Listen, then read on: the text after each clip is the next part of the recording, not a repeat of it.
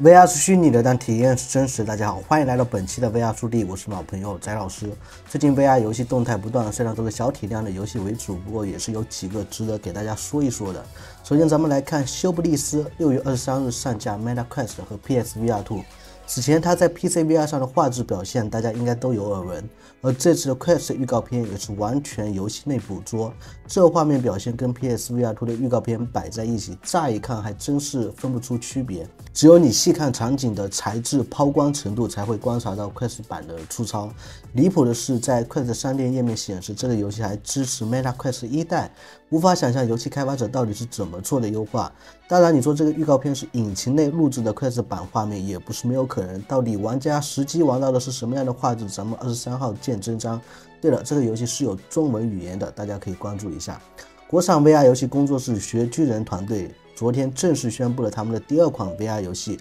雇佣战士对决》。没错，延续了现在雇佣战士的世界观。作为一款吃鸡游戏，玩家们扮演的雇佣战士会被汇集到一个荒凉的无人岛进行大逃杀生存。这是一个5公里乘以5公里的地图，但是具体一局比赛最多支持多少名 VR 玩家就不清楚了。游戏目标是同时登录多平台并实现交叉对战。在雇佣战士的基础上增加了大量的新功能，如战术 PDA、呼叫支持、武器定制、装备升级和伤害指标等。因为同一个世界观下，对决的研发过程中也会把新功能整合到雇佣战士里。不过雇佣战士的下一次更新依然要等到下个月，而且只是小更新。同时这次对决的预告片也是短短的30秒的纯 CG， 属实是让人有些失望的。此前在2021年作为 PSVR 独占的日本武士题材潜行动作游戏《懒罪恶之城》将推出终极剪辑版，并在秋季同时登陆 PSVR2、Quest 和 PCVR 平台。你可以期待改进后的图像视觉效果、革新的敌人和 BOSS 战。然后说之前的一些 PSVR 1代的独占游戏要是不上架其他平台，真的是在糟蹋自己。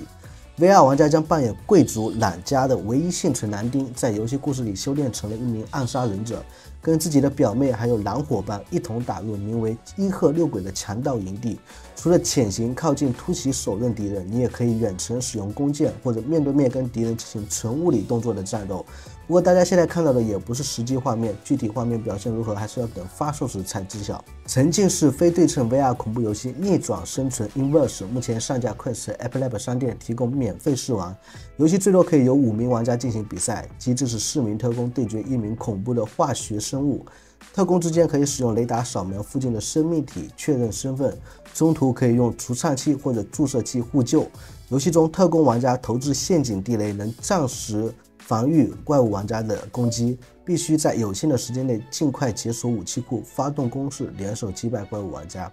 怪物玩家呢，则可以躲藏、偷袭或者爬上墙头进行攻击。总之就是把特工玩家全数歼灭才能达成胜利。当然，在追击的过程中要小心对手布置的陷阱地雷。抢先体验版已经可以免费下载，但是这是限时提供试玩。我看了一下，容量需求要5个G，画质看上去也还不错。不过目前只有2张多人地图和1张单人挑战地图。那完整版的话，将有5张多人和单人的挑战地图，以及2只可玩的怪物。感兴趣的朋友可以去试玩一下。幻影骑士的游戏工作室 Craig Interactive 即将推出一款1对1 VR 即时战斗游戏《终极狂怒》。